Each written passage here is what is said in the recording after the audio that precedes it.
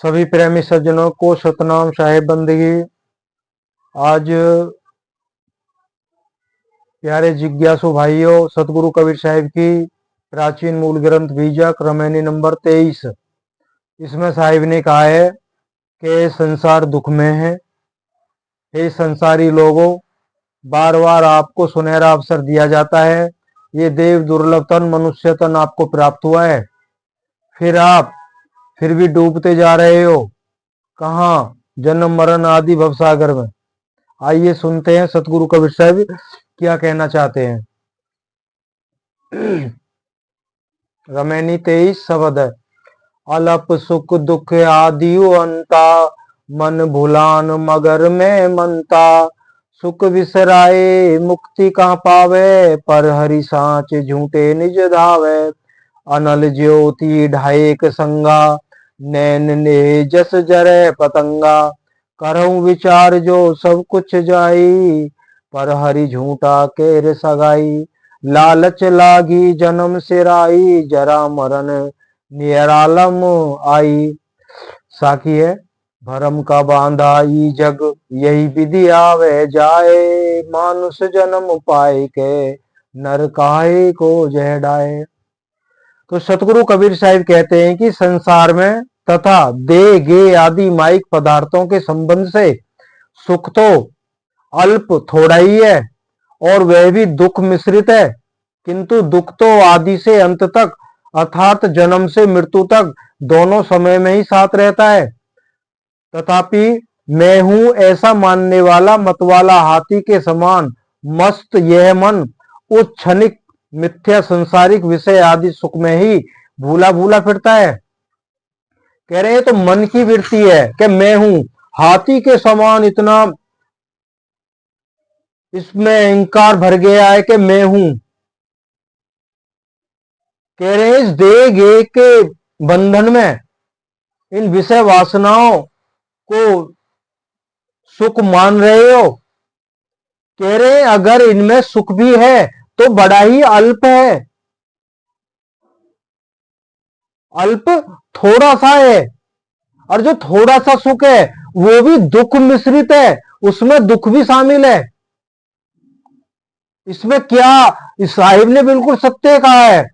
हर इंसान दुखी है, चाहे कोई पैसे वाला है या मध्यम वर्ग है या बिल्कुल ही पिछड़ा है, सभी दुखी हैं।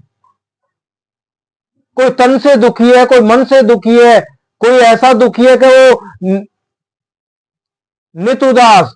कहा ना, कोई तन से दुखी, कोई मन से दुखी, कोई नित उदास। कहे कबीर सुखी कौन बताया? सुखी संत का दास। कोई तन मन दुखी, कोई नित उदास।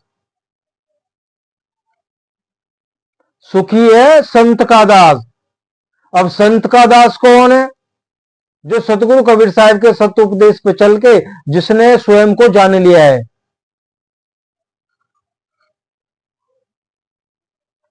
हे मनुष्य, तुम लोग उस परमानंद स्वरूप महाचेतन सतपुरुष परमात्मा को भुलाकर, अर्थात उसको छोड़कर अन्य कहीं मुक्ति कहां पाओगे। अतः उसको भुलाकर तथा छोड़कर अन्य कहीं मुक्ति नहीं मिल सकती है। जो सर्व चेतन आत्माओं के निरंतर अंतर रहित मिला हुआ महाचेतन सतपुरुष परमात्मा राम है, वही सच्चा असली परमात्मा है। अतः उस सच्चे असली महाचेतन सतपुरुष परमात्मा को त्याग कर, छोड़कर और झूठे असत्य ब्रह्मांड सिद्ध आत्मा ओंकार ज्योति स्वरूप निराकार निरंजन तथा साकार देहधारी शिव विष्णु राम कृष्ण इत्यादि उन्हीं को अपना कल्याणकारी रक्षक तथा मुक्तिदाता मानकर उन्हीं की तरफ दौड़ते हो और उन्हीं का ध्यान करते हो। अतः ये सब जड़ प्रकृति में जगत रचना के अधिकारी सिद्ध योगेश्वर और इनका ब्रह्मांडी विद्या मंडल तुरिया भूमि का स्थान है तथा इनको ब्रह्मांडी सभी योग सिद्धियां प्राप्त रहती हैं। इसी कारण से सब ईश्वर भगवान इत्यादि नामों से कहे जाते हैं, और असली सच्चा महाचेतन परमात्मा तो इन सभी से शुद्ध चेतन आत्मा सत्ता के ऊपर आगे निरंतर विराजमान है। अतः उसी को भेदी सतगुरु से जानकर उसकी भक्ति करने का असली सत मुक्ति प्राप्त, भेद प्राप्त करके सत्य मुक्ति प्राप्त हो सकती है। अन्य जगह नहीं। अब जहां भी हम भूले पड़े हैं मुक्ति के लिए,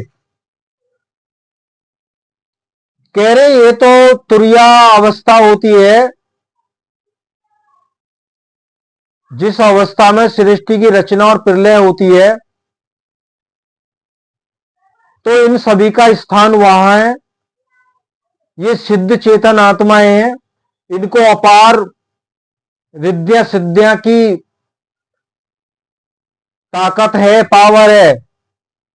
ये ब्रह्मांडी मन वहां पे विद्यमान है। ब्रह्मांडी मन के द्वारा क्षण में कुछ भी किया जा सकता है।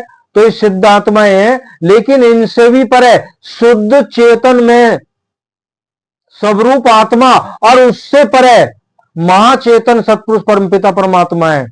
बताइए कैसे जान पाएंगे वहां तक? बड़े बड़े गहरे रहस्य हैं, और ये समझ में इसलिए नहीं आते बिना अनुभव के। जब अनुभव हो जाता है ना, फिर वो अनुभव जिसको हुआ वो एक तरफ और सभी एक तरफ, वो वही मानेगा जो उसको प्राप्त हुआ है। हम वही मानेंगे जो सबको प्राप्त हुआ है। जहां ज्यादा भीड़ है,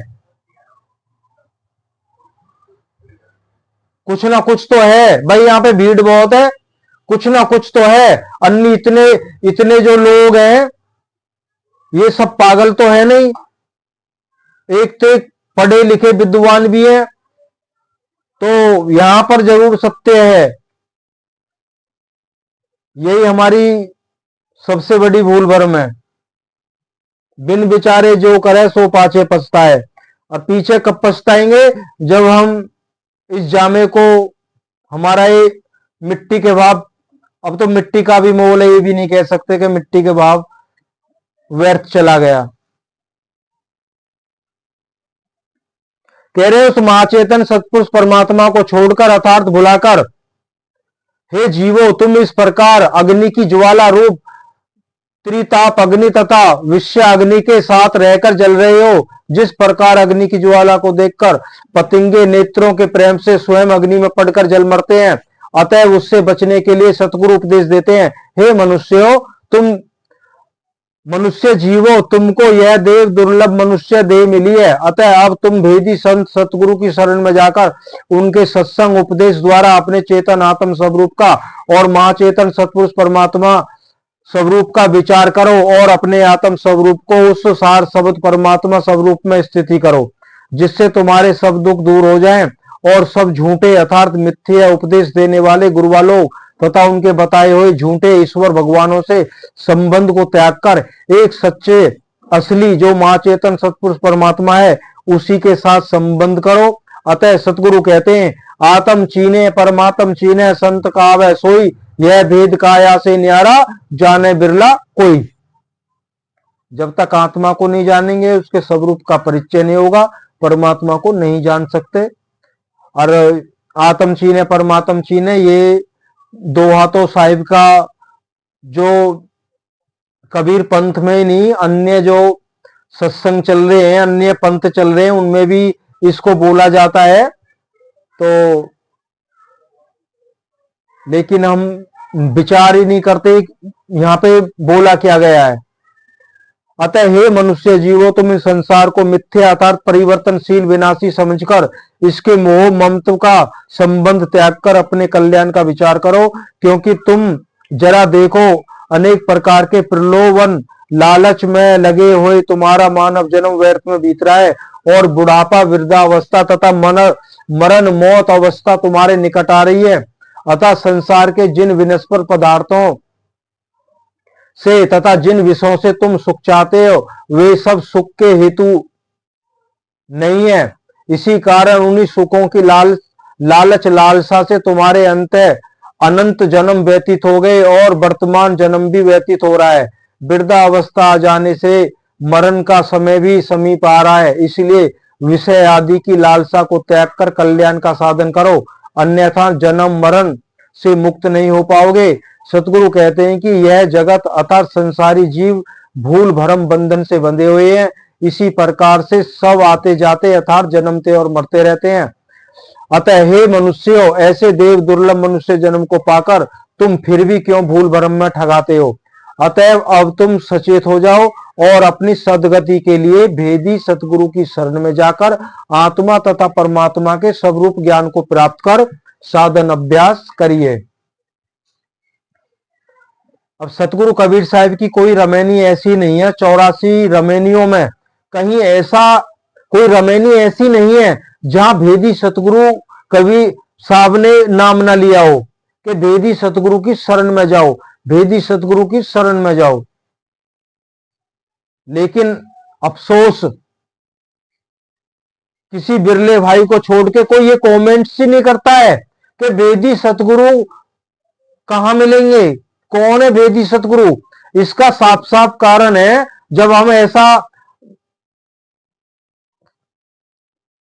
जब देखने को हमें नहीं मिल रहा, हमने तो पहले ही बोल दिया है, कोई विरला कबीर साहब के वचनों को सुनेगा, और नहीं तो देखेंगे एक दो शब्द सुने तुरंत बाहर हो जाएंगे। और ऐसा ही होता है, जिन्हें आनंद आ रहा था वो भी दूर हो गए। ये तो पहले ही बता दिया गया है। कबीर साहब के वचनों पे कोई विरला टिकेगा, अन्य लोग आते रहेंगे जाते रहेंगे, आते रहेंगे जाते रहेंगे, और वो भी कितने 1 मिनट 2 मिनट सुन के आते जाते रहेंगे। सतनाम साहिब बंदगी।